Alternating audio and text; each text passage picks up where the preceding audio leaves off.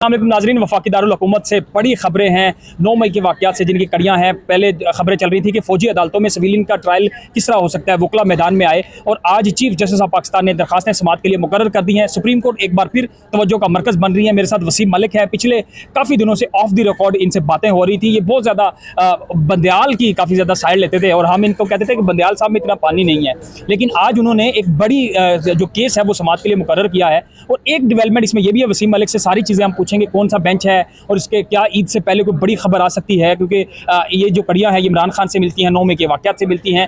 अच्छा वसीम, इसमें तो ये जो एक कहा जाता था हम ख्याल बेंच, अभी तो काजी फायज़ ईसा साहब भी आ गए हैं और सरदार तारिक मसूद साहब भी हैं। ये हम ख्याल और आज़ाद ख्याल इकट्ठे मिल गए हैं, तो क्या फ़ैसले होने जा रहे हैं इस्लामाबाद में अगले दिनों में? अच्छा, सबसे पहले ना बेंच की तश्कील थोड़ा देख लीजिए, क्योंकि ये बातें वाकई हो रही हैं जो आपने कही। टॉक ऑफ द टाउन है इस वक्त। वो ये है कि इस वक्त 9 रुकनी बेंच है। जो 5 रुकनी बेंच है वो बज़ाहिर समझा जाता है चीफ जस्टिस उमर अता बंदयाल के धड़े के जजेस हैं, जिसमें justice Mazahir Naqvi, justice Munib Akhtar, justice Ijazul Hasan, chief justice Bandial खुद हैं और जस्टिस आयशा मलिक उसमें शामिल हैं। जबकि जो दूसरी तरफ है जस्टिस काजी फायज़ ईसा हैं, जस्टिस सरदार तारिक मसूद हैं और उसके साथ साथ जस्टिस याहिया अफरीदी साहब हैं। तो ये जो जजेस हैं, मंसूर अली शाह साहब हैं। हम माजी में हम देखते रहे हैं चीफ जस्टिस उमर अता बंदयाल ने अपने पूरे टेन्योर में कोई भी बड़ा पॉलिटिकल केस हो तो उसमें जस्टिस सरदार तारिक मसूद और जस्टिस मंसूर अली शाह थे, लेकिन जस्टिस सरदार तारिक मसूद और काजी फायज़ ईसा को किसी बड़े मुकदमे में बेंच का हिस्सा नहीं बनाया। मगर जो हमारी इतलात हैं, कल के रोज़ एक बड़ी अहम मीटिंग हुई थी, वो हमने अपने नाज़रीन तक भी बताया। कल एतजाज़ एहसन साहब और लतीफ़ खोसा साहब चीफ जस्टिस से चैम्बर में मिलने गए, तो उन्होंने 2 चीज़ों पर फोकस किया जो हमारे ज़राए ने हमें बताया। कि एक तो उनका फोकस ये था कि समाअत के लिए ये पटिशनें मुकर्रर की जाएँ, जो कि चीफ जस्टिस उस वक्त तक नहीं कर रहे थे। और इवन के इमरान खान साहब की वो पटिशन जिनमें हामिद खान साहब काउंसिल थे, उस पटिशन पे इतराज़ात आयद हो चुके थे। उसके बाद फिर जो पटिशन थी वो एतजाज़ एहसन ने दायर की, तो उस पर एक तो कोशिशें की गई कि ये पटिशन समाअत के लिए मुकर्रर हो जाए। और दूसरा जो मशवरा दिया गया वो ये मशवरा दिया गया एतजाज़ एहसन और लतीफ़ खोसा की जानिब से कि एक फुल कोर्ट बनाया जाए। फुल कोर्ट इसलिए बनाया जाए कि 3 रुकनी बेंच, 5 रुकनी बेंच, हम ख्याल, वो जो वफाकी हुकूमत एक प्रोपेगेंडा करती रही है और सुप्रीम कोर्ट कोई भी फैसला देती थी तो उसकी वो उस तरह एक वैल्यू नहीं थी। तो इसी वजह से वो फोकस करते रहे कि बड़ा अहम मुकदमा है, इस पर फुल कोर्ट बनाया जाए। तो खैर फुल कोर्ट नहीं बना, मगर एक 9 रुकनी बेंच बन गया है। और ये 9 रुकनी बेंच वफाकी दारुल इस्लामाबाद में इस वक्त बड़ी गर्मी है। तो आप मुझे ये बताएं कि क्या इस पटिशन को फिक्स करने के बाद गर्मी हुई है, ये पहले भी गर्मी थी? गर्मी तो पहले चल रही थी, अब मजीद बढ़ गई है। तो मजीद बढ़ गई है, क्योंकि अब बहुत से लोग ये भी कह रहे हैं कि चीफ जस्टिस बंदयाल आग से खेल रहे हैं। तो शायद वो आग से जाते जाते खेल रहे हैं, तो इस वजह से शहर इक़्तिदार की बल्कि मुल्क की गर्मी इस वक्त कुर्बा जवाहर में यहाँ बड़ी गर्मी है। इस केस के ऊपर भी हम साथ साथ गपशप करेंगे कि ये जो 9 रुकनी बेंच है फौजी अदालतों का में जो सिविलियन का ट्रायल है, क्या इसके ऊपर कोई स्टे हो सकता है या नहीं हो सकता। पहले वसीम, जो अभी क्योंकि ये हम ख्याल बेंच और आज़ाद ख्याल बेंच जिसको समझा जाता है, तो वो बेंचेस के ऊपर बड़ा नुक्ताचीनी होती थी। आज दोपहर को जब सदर मुमलिकत आरिफ अलवी ने काजी फायज़ ईसा के चीफ जस्टिस के लिए अपॉइंटमेंट की समरी के ऊपर साइन करके वो नोटिफिकेशन सामने आया, तो लोग बड़ी डिस्कशन कर रहे थे कि 17 सितंबर को जाके उसकी तैनाती होनी थी, लेकिन 2 महीने पहले होगी, 1.5 महीने पहले। इसके पीछे क्या था? अच्छा, इसमें यह है कि अगर हम माजी की नज़ीरें देखें तो शायद इफ्तिखार मोहम्मद चौधरी साहब थे, जब वो चीफ जस्टिस बने थे तो गालबन 2 या 3 माह कबल ही उनकी अपॉइंटमेंट के लिए इस तरह ही सदर मुमलिकत ने मंजूरी दे दी थी। मगर उसके बाद कोई चीफ जस्टिस ऐसा नहीं आया। चीफ जस्टिस बंदयाल की जो मंजूरी थी सदर मुमलिकत ने गालबन 16 दिन पहले दी। उससे पहले खोसा साहब थे चीफ जस्टिस, उनकी जो मंजूरी थी वो गालबन 19 दिन पहले दी गई थी। मगर यूँ 3 महीने पहले करना एक अनप्रेसिडेंट तो है। इसमें एक वाज़ेह पैगाम हुकूमत की जानिब से दिया गया था कि जब चीफ जस्टिस उमर अता बंदयाल इस वक्त मौजूदा चीफ जस्टिस हैं, अब जब काजी फायज़ ईसा की आज मंजूरी दे दी गई है, अगर ना भी दी जाती तब भी बाद में उन्होंने बनना था, दुनिया जानती थी, सब जानते थे। मगर इसका सिर्फ एक इफेक्ट जो मैं समझ रहा हूँ वो ये है कि अब जब भी मीडिया में जस्टिस काजी फायज़ ईसा को बुलाया जाएगा तो कहा जाएगा नामजद चीफ जस्टिस। तो इस वक्त चीफ जस्टिस 2 हैं सुप्रीम कोर्ट ऑफ पाकिस्तान में। और फिर एक ये भी होता है कि अब जब जजेस बाकी के जितने भी हैं वो भी अब सोचने लग जाएंगे कि जस्टिस बंदयाल तो जा रहे हैं, जस्टिस काजी फायज़ ईसा आ रहे हैं, वो चीफ जस्टिस हैं, 3 महीने पहले उन्हें बना दिया गया है।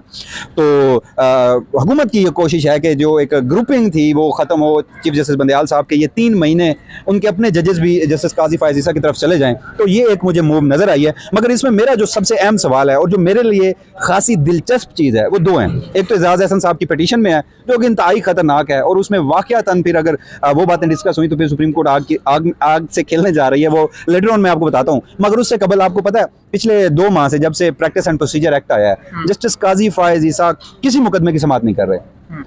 जस्टिस काजी फायज़ ईसा चैम्बर वर्क कर रहे हैं और उस चैम्बर वर्क में 2 माह के अंदर उन्होंने सिर्फ एक उनकी जजमेंट है जो वेबसाइट पे आई है, उसके अलावा वो कुछ नहीं कर रहे, मुकदमात नहीं सुन रहे। उसमें जो हमारे ज़राए हमें बताते हैं वो कहते हैं कि प्रैक्टिस एंड प्रोसीजर एक्ट में जो बेंचेस की तश्कील थी, जो केस की फिक्सेशन थी, उसका अख्तियार चीफ जस्टिस से लेकर 3 रुकनी कमेटी को दे दिया गया था। लेकिन काजी फायजी साहब समझते हैं कि वो अख्तियार कमेटी के पास ही होना चाहिए था। जो उसके ऊपर स्टेट दिया गया था वो गैर कानूनी था, लिहाजा वो मुकदमात नहीं सुनेंगे। तो वो जो पहले मुकदमात नहीं सुन रहे थे, अब जो कल के मुकदमे में उन्हें बिठाया गया, क्या वो ये मुकदमा सुनेंगे? अगर सुनेंगे तो फिर पुरानी उनकी जो एक जिस नजरिए पे स्टैंड कर रहे थे वो कहाँ गई? और अगर नहीं सुनेंगे तो क्या ये बेंच भी एक बार फिर टूट जाएगा? ये मेरे नजदीक एक बहुत बड़ा सवाल आपसे करने वाला था कि दोपहर को जब उनके अपॉइंटमेंट का वो एक नोटिफिकेशन आया तो कुछ सहाफ़ी जो उनको प्रो समझते हैं वो कह रहे थे आया काजी आया काजी। पिछले 4 हफ्ते से वो केसेस नहीं सुन रहे। अब वो एक ऐसे केस में बैठ गए। पहले जो फैसले हुए सुप्रीम कोर्ट ने, इलेक्शन कमीशन के अंदर आने वाला है या 2 सूबों के इंतखाबात का मामला है, सुप्रीम कोर्ट या चीफ जस्टिस इसलिए कमज़ोर थे कि एक ग्रुपिंग का तासुर था। अब वो दोनों ग्रुप एक ही बेंच में शामिल हैं। मुझे ये बता दें कि अब जो सवाल उठा रहे हैं कि काजी फायज इसका हिस्सा नहीं बनेंगे, या इस तरह भी हो सकता है कि वो इसका हिस्सा भी बने और अनएक्सपेक्टेड जो लोग नहीं कर रहे वो हो सकता है वो भी इसमें शामिल हो कि वो ये फैसला दे दें कि जी बिल्कुल सिविलियन का ट्रायल हो ही नहीं सकता फौजी अदालतों में, और काजी फायज हिस्सा भी इस फैसले में शामिल हो और उनकी भी जजमेंट शामिल हो। तब क्या बनेगा हुकूमती बदरूहों का? जैसे आज मास्टर स्ट्रोक हुकूमत ने खेला है ना, वैसे चीफ जस्टिस बंदयाल ने भी मास्टर स्ट्रोक खेला है काजी फायजीसा को इस बेंच में शामिल करके। मेरे नज़दीक और एक और अहम भी सवाल है जो कि मुमकिन तौर पर इतराज़ बेंच पे आयद हो सकता है। वो इतराज़ ये है कि दिसंबर 2014 में आपको लेकर चलता हूँ, 21वीं आईनी तरमीम हुई थी, उसमें फ़ौजी अदालतें बनाई गई थी। आपको याद होगा सानिया APS हुआ था, और उस सानिया APS में मुलविस किरदारों को जो आईनी तरमीम के ज़रिए फ़ौजी अदालतों में ट्रायल करना था। उसमें उस वक्त के चीफ जस्टिस जो थे, जस्टिस जवाद ख्वाजा साहब थे, जो इसमें पिटिशनर हैं। 25 दिन के लिए गालबन वो बहुत शॉर्टेस्ट टाइम के लिए चीफ जस्टिस बने थे। उस 25 दिन के टाइम में उन्होंने अपने साथ बेंच में जस्टिस काजी फायजीसा को बिठाया था, और इन दोनों जजेस ने उस कॉन्स्टिट्यूशनल अमेंडमेंट को अनकॉन्स्टिट्यूशनल डिक्लेयर किया था और कहा था कि सिविलियंस का फौजी अदालतों में ट्रायल नहीं हो सकता। तो इससे भी 2 पॉइंट निकलते हैं। एक ये कि वफाकी हुकूमत इतराज़ कर सकती है, और अगर वफाकी हुकूमत इस बार इतराज़ करेगी तो क्या वो काजी फायजीसा के ऊपर इतराज़ करेगी, और कैसे करेगी, और किन कंडीशंस के साथ करेगी, वो हीरो बना के पेश कर रही है। वो बड़ा अहम मामला है। और दूसरा अहम मामला वो ये कि काजी फायजीसा माजी में कह चुके हैं कि सिविलियंस का मिलिट्री कोर्ट में ट्रायल अनकॉन्स्टिट्यूशनल है। इस बार बैठ के क्या वो कॉन्स्टिट्यूशनल कहेंगे? मुख्तलिफ कड़ियाँ हैं तो कि माजी में काजी फायजीसा साहब एंटी एस्टेब्लिशमेंट समझे जाते थे, और अगर अब वो माजी में नहीं, देखें सिर्फ माजी में नहीं, मैं आपको 2014 के उस फैसले का हवाला दे रहा हूँ। उसमें इन्होंने अनकॉन्स्टिट्यूशनल डिक्लेयर किया और एक नोट भी लिखा जो कि अनप्रेसिडेंट था। उसके बाद फिर आ जाएं 2017 फैजाबाद धरना केस, वो बड़ा मशहूर ज़माना केस है। उसके बाद फिर आगे आ जाएं, फिर देखें इमरान खान के खिलाफ उन्होंने केसेस, क्योंकि उन पर 1 पेज था। फिर आगे आ जाएं जो दीगर बड़े मुकदमात थे उसमें जस्टिस काजी फायजीसा को नहीं शामिल किया गया, तो उनके खिलाफ एक क्या था, उनके खिलाफ अच्छा एक जो रेफरेंस दायर किया गया था, उस रेफरेंस की कड़ियाँ कहाँ तक मिलती हैं?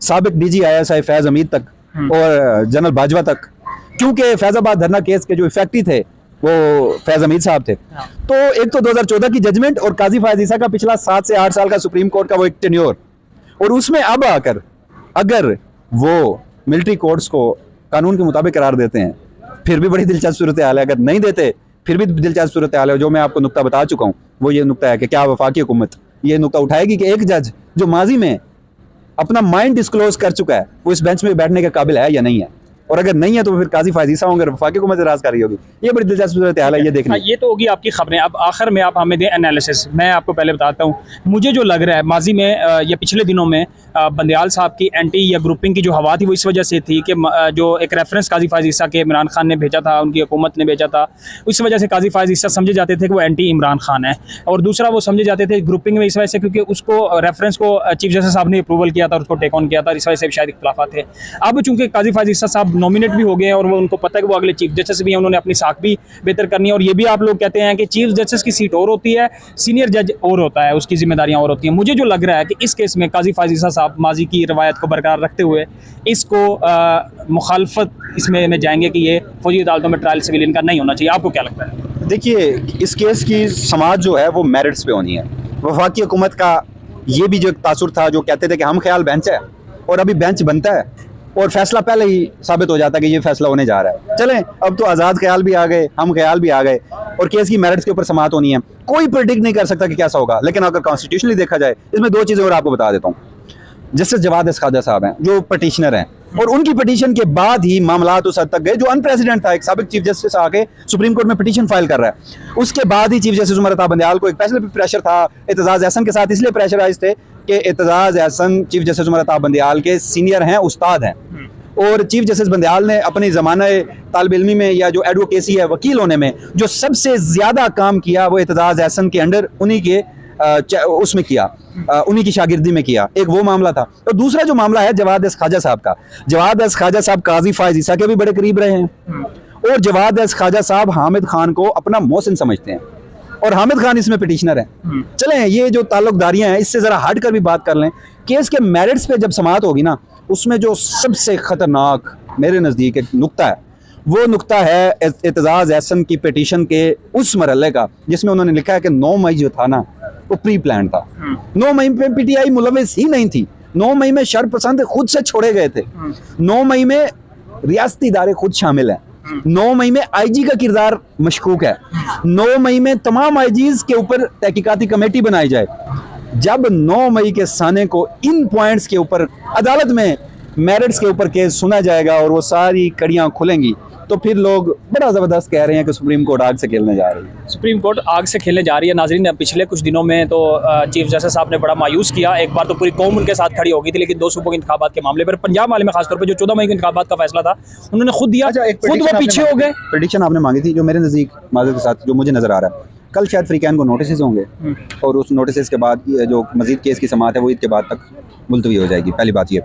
दूसरा, मुमकिन तौर पर हुक्म इम्तना भी जारी हो सकता है इसके ऊपर, और हुक्म इम्तना जारी कर दें, ट्रायल रुक जाए और फिर इसकी मजीद प्रोसीडिंग जो है वो चली जाए ईद के बाद छुट्टियों पर। मगर जो मेरे नज़दीक सबसे अहम जो मुझे लग रहा है कि शायद नोटिस होंगे और फिर ईद के बाद समाअत मुलतवी हो जाएगी। लेकिन यहाँ पर एक और नुकता भी देखना चाहिए कि 9 रुकनी बेंच है। इस 9 रुकनी बेंच में मेजॉरिटी ऑफ जजेस वो हैं जो इस गर्मियों की छुट्टियों पर चले जाते हैं, जैसे काजी फायज ईसा भी जाते हैं, दीगर जजेस भी जाते हैं। तो क्या पूरी छुट्टियों में अगर ये समाअत होती है 9 रुकनी बेंच मौजूद भी होगा या नहीं मौजूद होगा, तो ये सारे मामला जो हैं कल की समाअत के बाद वाज़ेह हो जाएंगे। ठीक है, वसीम के साथ हम कल भी दोबारा बैठेंगे जब ये केस हो जाएगा। तो मैं जो कह रहा था कि जस्टिस चीफ जस्टिस साहब ने काफ़ी ज़्यादा मायूस किया कि वो अपने फैसले से पीछे हो गए, 2 कदम पीछे हुए, और जो कौम को उनकी उम्मीदें थी कि इंतखाबात के मामले पर सुप्रीम कोर्ट ने फैसला करना है वो ये नहीं कर पाए थे। अब उनका जो एंटी ग्रुप पहले समझा जाता था वो भी साथ है और वो भी दोनों मिल गए हैं। तो इस केस में, इस फैसले में क्या वो इकट्ठे होकर हुकूमत को भी सरप्राइज़ देंगे, या जो पीछे वो एक कदम पीछे हम समझते थे कि वो शायद इस्टेब्लिशमेंट से पंगा नहीं ले सकते, या ये जो आग से खेलने वाली बात है तो वो आग से खेलते हुए उनको क्या नुकसान हो सकता है। कल की सारी समाअत में दोबारा फिर आपकी खिदमत में हाजिर होंगे।